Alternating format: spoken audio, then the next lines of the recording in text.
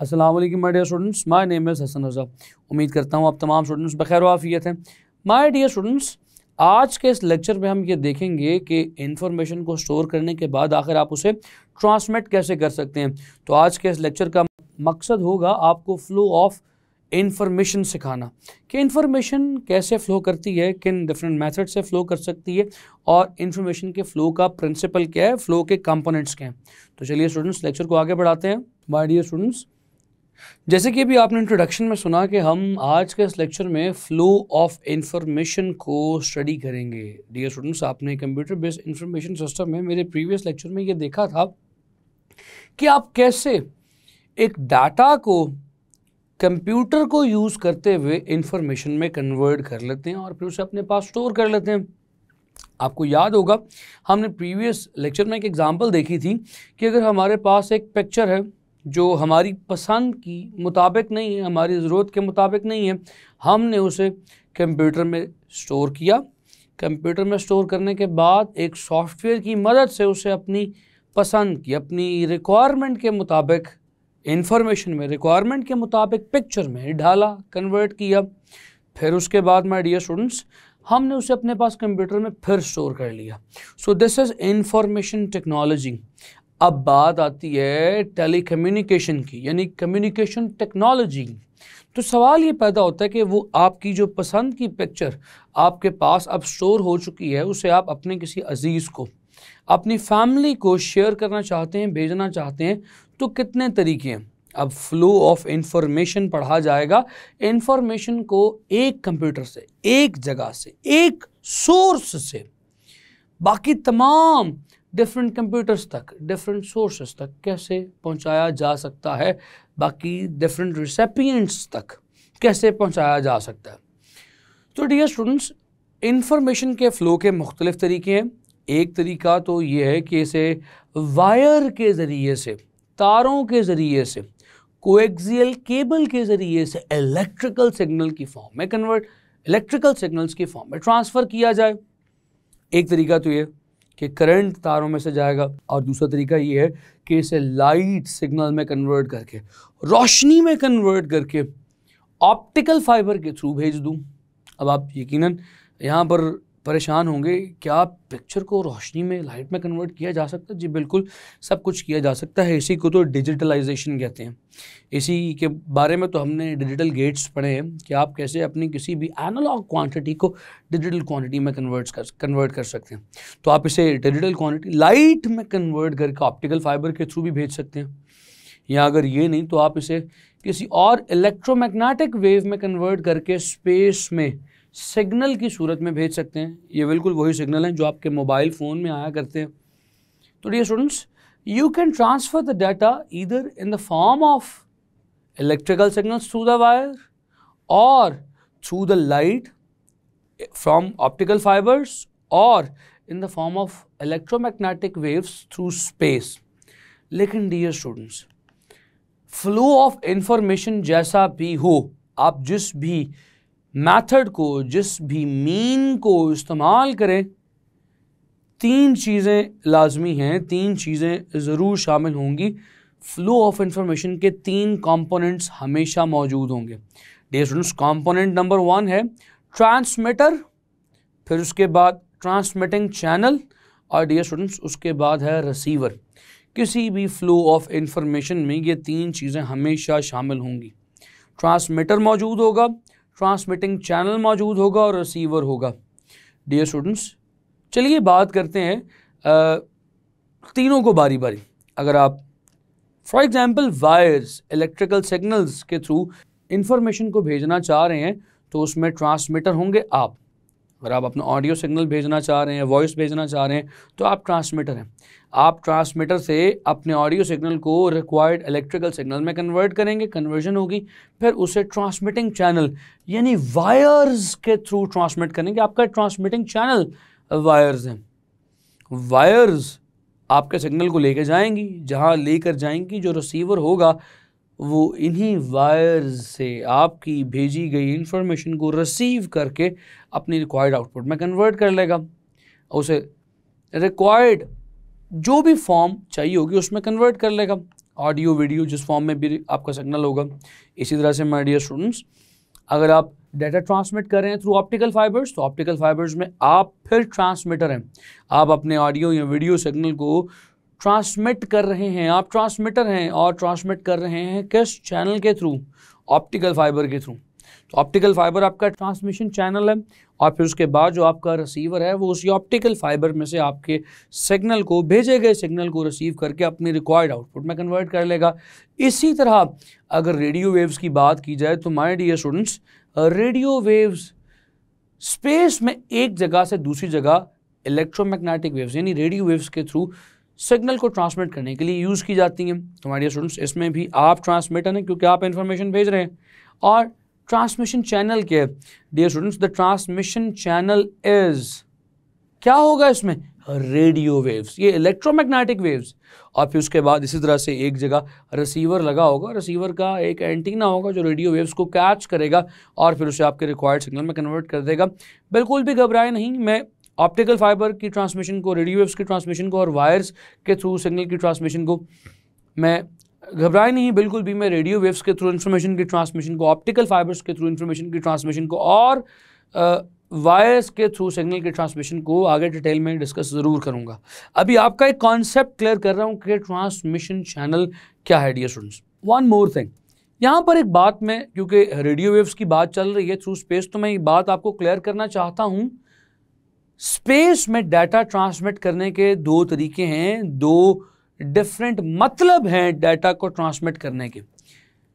Students, एक तरीका तो ये है कि मैं यहाँ पर एक रेडियो सेट लेके बैठा हूँ, रेडियो सेट, रेडियो पर कोई प्रोग्राम सुनना चाह रहा हूँ और आपका कोई रेडियो चैनल है, आप रेडियो पर कुछ प्रोग्राम कर रहे हैं, कुछ ऑन एयर शो कर रहे हैं, आपकी वेव्स स्पेस में जाएंगी और स्पेस में ट्रांसफ़र करती हुई मुझ तक आ जाएंगी। सो डियर स्टूडेंट्स, इस ट्रांसमिशन को हम रेडियो ट्रांसमिशन कहते हैं। यहाँ में से ये कहते हैं the data transmission through radio waves. लेकिन डियर स्टूडेंट्स, दूसरी ट्रांसमिशन है स्पेस की थ्रू सैटेलाइट। अब अगर मैंने कोई इंफॉर्मेशन सैटेलाइट को ट्रांसमिट करनी हो तो इसे रेडियो वेव्स के थ्रू नहीं करूँगा। आप जानते हैं spectrum of electromagnetic waves chapter number 12 में भी मैंने एक्सप्लेन किया था, चैप्टर नंबर 12 में भी मैंने एक्सप्लेन किया था और चैप्टर नंबर 10 के एंड पे भी उसका थोड़ा बहुत तज़किरा आपके साथ शेयर किया था। आप जानते हैं इलेक्ट्रोमैग्नेटिक रेडिएशंस 3 मेजर कैटेगरीज में डिवाइड की जाती हैं डियर स्टूडेंट्स। एक है लाइट, लाइट से ज़्यादा एनर्जी की हैं हमारे पास अल्ट्रावायलेट रेडिएशंस और विजिबल लाइट से कम एनर्जी की हमारे पास हैं infrared radiations.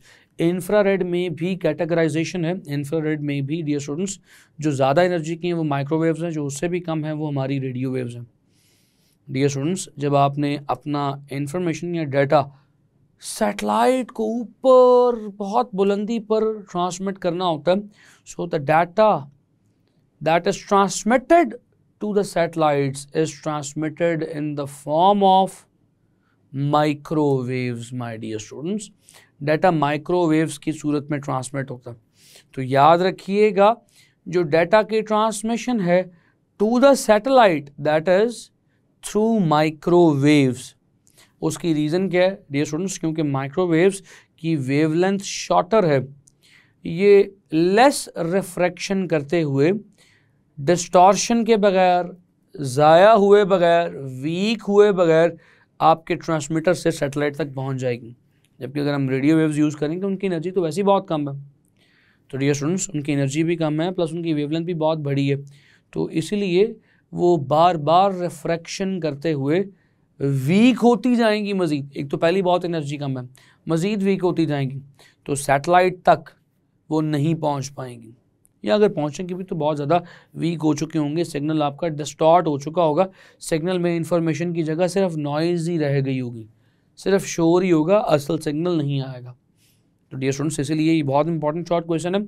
The data is transmitted to the satellites is in the form of microwaves, infrared waves, radio waves, ultraviolet waves. तो dear students, the correct option is microwaves. उसकी reason ये है कि microwaves undergo less refraction through the space. My dear students, ये तो मैंने आपको एक माइनर सा एक ओवरव्यू दिया कि how the data is transmitted from one place to another place. इसके मेन कंपोनेंट्स क्या हैं माय डियर स्टूडेंट्स। अब हम बात करेंगे इसी फ्लो ऑफ इंफॉर्मेशन यानी इंफॉर्मेशन के flow through electrical wires. Electrical wires को इस्तेमाल करते हुए इंफॉर्मेशन को फ्लो किया जाता था। बहुत ज़्यादा ट्रेंड था किस डिवाइस के लिए, हमारे फ़ोन्स के लिए। जो आपने वायर वाले केबल्स वाले फ़ोन देखे हुए हैं जिन्हें कॉर्ड वाले फ़ोन, तार वाले फ़ोन कहा जाता है, उनमें इंफॉर्मेशन को यानी कि सिग्नल्स को थ्रू वायर्स, तारों के ज़रिए से एक जगह से दूसरी जगह ट्रांसमिट किया जाता था। तो डियर स्टूडेंट्स, अब हमने समझना और सीखना है कि how the data is transmitted. यहाँ पर डाटा से मुराद इलेक्ट्रिकल डाटा, इलेक्ट्रिकल सिग्नल्स हैं। How the electrical signals are transmitted through wires. तो हम इसमें एग्जांपल लेंगे एक फ़ोन की।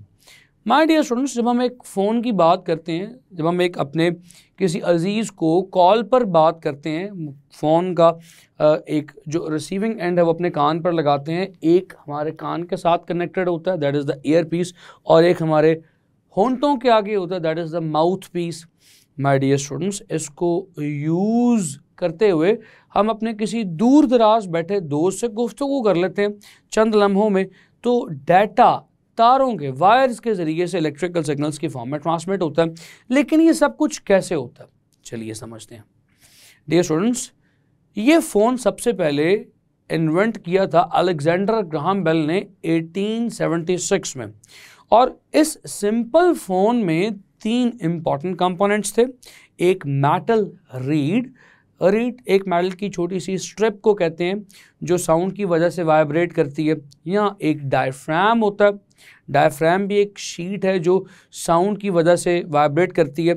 और माय डियर स्टूडेंट्स, एक होता है इलेक्ट्रिकल कॉइल, ये इलेक्ट्रोमैग्नेटिक होता है, करंट की वजह से मैग्नेटाइज हो जाता है, यानी करंट की वजह से मैग्नेटिक फील्ड प्रोड्यूस करता है। माय डियर स्टूडेंट्स, ये कंपोनेंट्स लगे होते हैं इसी एक टेलीफोन के अंदर। इसे फ़ोन को टेलीफोन भी कहा जाता है, इस टेलीफोन के अंदर लगे होते हैं।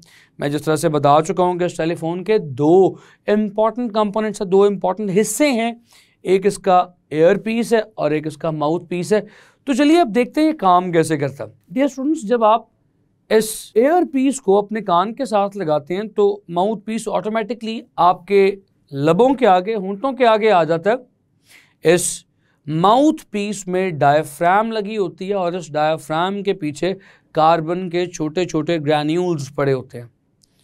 माय डियर स्टूडेंट्स, कार्बन की ये प्रॉपर्टी है कि अगर इस पर प्रेशर एक्सर्ट किया जाएगा, कंप्रेशन लगाया जाएगा इस पर, तो उस कंप्रेशन को ये इलेक्ट्रिकल एनर्जी में कन्वर्ट कर देगा। तो डियर स्टूडेंट्स, जब आप इस डायफ्राम को प्रेस करते हैं, आप हाथ से नहीं प्रेस करते, आप बोलते हैं, तो आप जानते हैं कि आपकी साउंड कंप्रेशन और रेयरफैक्शंस पर मुश्तमिल है। तो आपके बोलने से कंप्रेशंस और रेयरफैक्शंस की वजह से ये डायफ्राम वाइब्रेट करता। जिस तरतीब से आपके साउंड के कंप्रेशंस और रेयरफैक्शंस आते हैं, उसी तरतीब से ये डायफ्राम वाइब्रेट करता है। इसकी वाइब्रेशन से, उसी तरतीब से इसके पीछे पड़े हुए कार्बन ग्रैन्यूल्स करंट प्रोड्यूस करते हैं। माय डियर स्टूडेंट्स, वो वीक इलेक्ट्रिकल सिग्नल, वो वीक इलेक्ट्रिकल करंट एम्पलीफाई होकर वायर्स के थ्रू ट्रांसमिट करवा दिया जाता है। अब बिल्कुल उसी एम्पलीट्यूड का, उसी फ्रीक्वेंसी का करंट वायर्स के थ्रू फ्लो करता हुआ एक एंड से दूसरे एंड तक जाता है, जहां पर आपका दोस्त, आपका अजीज, आपका कोई दूसरा फैमिली मेंबर आपसे टेलीफोन पर गुफ्तगू कर रहा है। वो सिग्नल जाएगा उसके हेडसेट में, उसके टेलीफोन में, उसके एयर पीस में मौजूद कार्बन ग्रैन्यूल्स जब उस इलेक्ट्रिकल सिग्नल्स को रिसीव करेंगे तो कंप्रेस और एक्सपैंड होना शुरू हो जाएंगे। माय डियर स्टूडेंट्स, बिल्कुल इन्वर्स फिनोमेना होगा जो आपके टेलीफोन के माउथ पीस के साथ हो रहा था। आप बोलते थे, कंप्रेशन रेयरफैक्शन से इलेक्ट्रिकल सिग्नल्स जनरेट होते थे। अब वहाँ पर क्या होगा, वहाँ पर इलेक्ट्रिकल सिग्नल्स गए, उससे कंप्रेशन और रेयरफैक्शन जनरेट हो रहा है, यानी कि बार बार एक्सपैंड और कॉन्ट्रैक्ट हो रहे हैं कार्बन की वो ग्रैन्यूल्स। जिसकी वजह से my dear students diaphragm vibrate करेगी और डायफ्राम के वाइब्रेट करने से उसी फ्रीक्वेंसी और उसी एम्पलीट्यूड की उसी क्वालिटी की साउंड आपके कानों में या आपके अजीज़ के कानों में आनी शुरू हो जाएगी, वो आपकी आवाज़ सुनना शुरू हो जाएगा। So this is how the electrical signals are transmitted from one end to another end, from one telephone to another telephone. इसी तरह से जब वो बात करेगा तो उसके माउथ पीस से जो इलेक्ट्रिकल सिग्नल्स जनरेट होंगे वो आपके एयर पीस तक आएंगे और ये कम्युनिकेशन चलती रहेगी। माय डियर स्टूडेंट्स, ये तो था इलेक्ट्रिकल सिग्नल्स के थ्रू डाटा का ट्रांसमिट होना फ्रॉम वायर्स। लेकिन अब चलिए थोड़ी सी मॉडर्न बात कर लेते हैं, how the data is transmitted through radio waves. देखिए जो ऑडियो सिग्नल्स थे वो तो आपने बड़े आसानी के साथ बड़े इजी वे में कंप्रेशन और एयर फ्रैक्शंस की वजह से इलेक्ट्रिकल सिग्नल्स में कन्वर्ट कर दिया और तारों के वायर्स के ज़रिए एक जगह से दूसरी जगह ट्रांसमिट कर दिए। अब प्रॉब्लम होगी अगर कुछ ऑडियो के साथ साथ वीडियो सिग्नल्स भी हों। इन ऑडियो एंड वीडियो सिग्नल्स को एक जगह से दूसरी जगह कैसे ट्रांसमिट किया जाए, और ये डिस्टेंस भी छोटा नहीं है डियर स्टूडेंट्स। अब फॉर एग्जांपल थोड़े बहुत फासले पर नहीं, बहुत दूर दराज, लेट्स से दुनिया के किसी दूसरे कोने में ये वेव्स को ट्रांसमिट करना, तो अब आप क्या करेंगे? दुनिया के किसी दूसरी कोने में इन सिग्नल्स को ट्रांसमिट करना है, तो अब आप क्या करेंगे माय डियर स्टूडेंट्स? अब आप वायर्स का यूज़ नहीं करेंगे, क्योंकि आखिर आप कितनी लंबी वायर्स बिछा सकते हैं, कितनी लंबी वायर्स का यूज़ कर सकते हैं। वायर्स का यूज़ एक लिमिटेड डिस्टेंस के लिए तो ठीक है, मुनासिब है, because copper is very expensive and copper wires use की जाती हैं। फिर ख़तरा है कि कॉपर वायर्स अगर कहीं पर कट गई, डिस्कनेक्ट हो गई, तो हमें ये नहीं पता चलेगा कि ये वायर्स में डिस्कनेक्शन कहाँ से आया, डिसकॉन्टीन्यूटी कहाँ पे आई, और हमारी सारी कम्युनिकेशन मुनक़ता हो जाएगी, रुक जाएगी। इसीलिए my dear students, long distances के लिए the copper wires are not suitable. The data is not transmitted over the long distances through the wires. तो फिर डाटा की ट्रांसमिशन कैसे की जाए? तो डियर स्टूडेंट्स, फिर डाटा की ट्रांसमिशन की जाती है थ्रू रेडियो वेव्स। अब सवाल ये पैदा होता है कि रेडियो वेव्स के ज़रिए से डाटा को एक जगह से दूसरी जगह कैसे ट्रांसमिट किया जा सकता है? डियर स्टूडेंट्स, यहाँ पर रेडियो वेव्स के ज़रिए से डाटा को एक जगह से दूसरी जगह ट्रांसमिट करने के लिए दो चीज़ें बहुत इंपॉर्टेंट हैं। एक है ट्रांसमीटर, यानी कि आप जो रेडियो वेव्स के थ्रू डाटा को ट्रांसमिट करना चाह रहे हैं, और दूसरा मैं हूँ रिसीवर।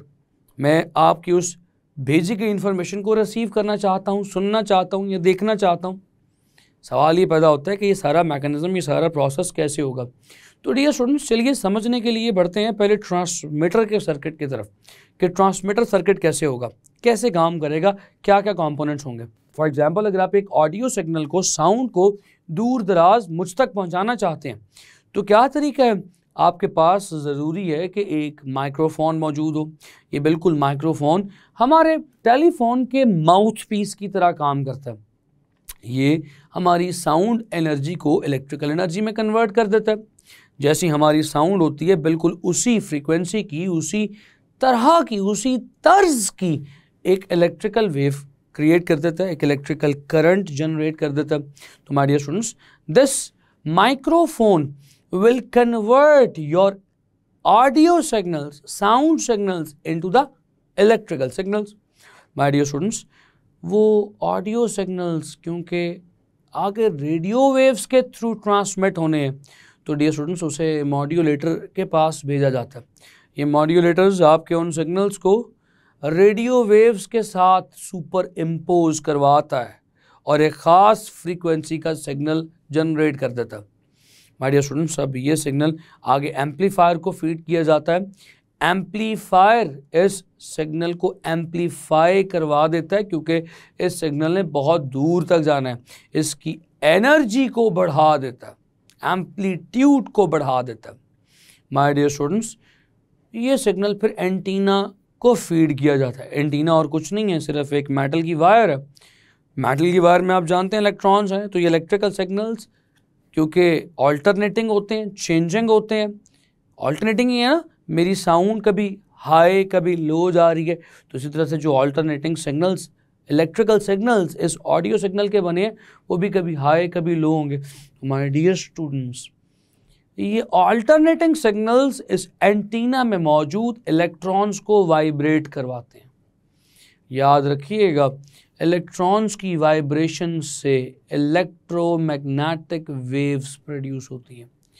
तो जिस फ्रीक्वेंसी का इलेक्ट्रिक सिग्नल था उसी फ्रीक्वेंसी से एंटीना में मौजूद इलेक्ट्रॉन्स वाइब्रेट हुए और उसी फ्रीक्वेंसी की इलेक्ट्रोमैग्नेटिक वेव्स यानी रेडियो वेव्स जनरेट हुई और इस एंटीना से निकलकर पूरी एटमॉस्फेयर में फैल गई। माय डियर स्टूडेंट्स, अब अगर फॉर एग्जांपल मैं आपकी इस भेजी गई रेडियो वेव को सुनना चाहता हूं, उस रेडियो वेव में मौजूद छुपे पैगाम को सुनना चाहता हूं, डीकोड करना चाहता हूं, तो मेरे पास एक रिसीविंग एंटीना होना चाहिए। माय डियर स्टूडेंट्स, जब वो निकली हुई वेव मेरे रिसीविंग सर्किट में मौजूद रिसीविंग एंटीना पर फॉल करेंगी तो इस रिसीविंग एंटीना में मौजूद इलेक्ट्रॉन्स को वाइब्रेट करवाएंगी। जैसे इलेक्ट्रॉन्स की वाइब्रेशन से रेडियो वेव्स प्रोड्यूस होती थी, इसी तरह रेडियो वेव्स की वाइब्रेशंस जब फॉल करेंगी इलेक्ट्रॉन्स पर तो इलेक्ट्रॉन्स भी वाइब्रेट होना शुरू हो जाएंगे। तो इलेक्ट्रॉन्स इन्हीं रेडियो वेव्स की फ्रीक्वेंसी से वाइब्रेट होंगे, यानी इसी फ्रीक्वेंसी का एक ऑल्टरनेटिंग करंट जनरेट हो जाएगा मेरे रिसीविंग एंटीना में। लेकिन डियर स्टूडेंट्स, इस रिसीविंग एंटीना में जनरेट होने वाले करंट की वैल्यू को देखा जाए तो ये बहुत कम है, क्योंकि सिग्नल बहुत दूर से आ रहा है, वीक हो चुका है। तो सबसे पहले इस सिग्नल की खातिर तवाज़िया की जाएगी, इस सिग्नल को एम्पलीफाई किया जाएगा ताकि हमारे समझने के काबिल हो सके। तो इसे सबसे पहले एम्पलीफायर को फीड किया जाएगा और एम्पलीफायर से फिर इसे डीमॉड्यूलेटर को दिया जाएगा। डीमॉड्यूलेटर क्या करेगा, इसे रेडियो फ्रीक्वेंसी से सेपरेट कर देगा, इसे सिर्फ ऑडियो सिग्नल वाले फ्रीक्वेंसी पे ले आएगा, इसे ऑडियो फ्रीक्वेंसी पे ले आएगा। वो ऑडियो फ्रीक्वेंसी फिर से एम्पलीफायर को फीड की जाएगी, वो एम्पलीफायर उस ऑडियो फ्रीक्वेंसी के एम्पलीट्यूड को फिर बढ़ा देगा, सुनने के काबिल बढ़ा देगा और फाइनली फिर इसे लाउड स्पीकर को दे दिया जाएगा। लाउड स्पीकर पर वो साउंड जो आपने मुझे भेजी होगी एक साउंड के फॉर्म में प्ले हो जाएगी। लाउड स्पीकर उस इलेक्ट्रिकल सिग्नल को फिर से एक साउंड सिग्नल में ट्रांसफॉर्म कर देगा। माय डियर स्टूडेंट्स, आपने देखा कि इन्फॉर्मेशन को ट्रांसमिट करने के लिए कितने डिफरेंट पार्ट्स की ज़रूरत है, 3 पार्ट्स की ज़रूरत है। हमने ये भी आज के लेक्चर में देखा कि इन्फॉर्मेशन आखिर थ्रू वायर्स कैसे ट्रांसमिट होती है और थ्रू रेडियो वेव्स कैसे ट्रांसमिट होती है। उम्मीद करता हूँ तमाम कॉन्सेप्ट्स आपको समझ आए हैं। अपना बेइंतहा ख्याल रखें, मुलाकात करूँगा आपसे अगले लेक्चर में। तब तक के लिए खुदा हाफिज़।